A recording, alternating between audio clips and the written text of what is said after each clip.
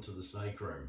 So now we're at the point where we're going to assemble the cage on its shelf. It's going to go in this space here.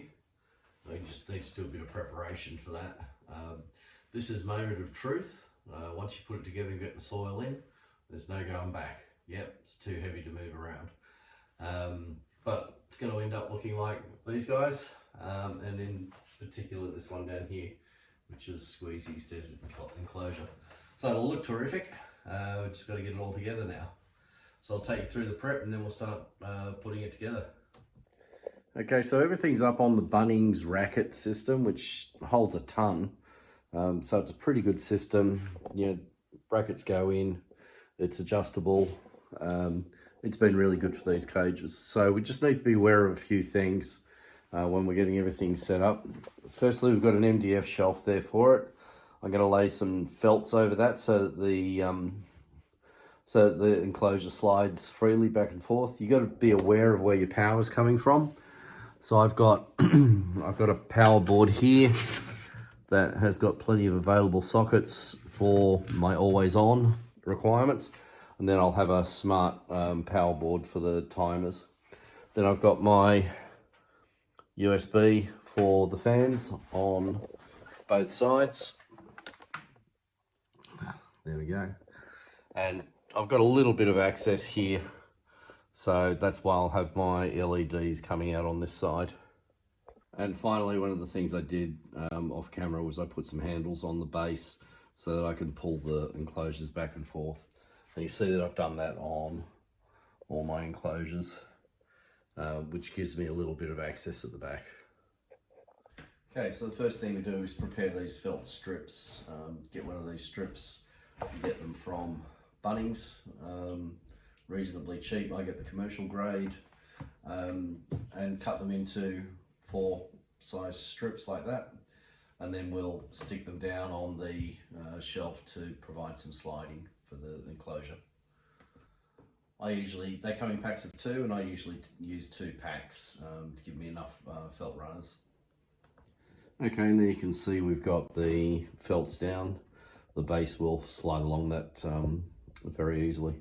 I've also got here, fortunately, a coffee table at the same height, so I can do all my assembly on that and then slowly push the enclosure onto the shelf when I need it to.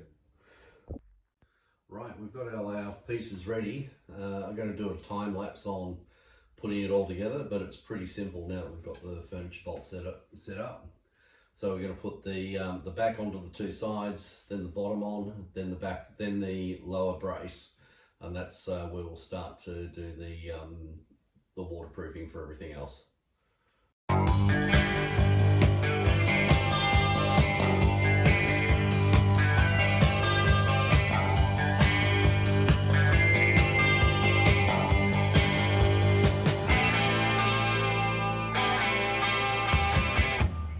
Such a drag to want something sometime. One thing leads to another. Okay, that's all done. I estimate that took 4 minutes to put together. You can see how easy it is once you've set it up properly. The only extra thing I did was I put the window tracks onto the braces. I just used glue and clamped them down, left them overnight. You can see how they work here. Sliding. Spin it around for you. They just slide back and forth. The important thing to note is that the small track goes on the bottom and the bigger track, you can see it up here, goes on the top, because the glass has got to slip up into it and then slip back down. So now we'll get on with putting the lining onto the walls in the back. Next step is to just put some silicone sealant around all your joins.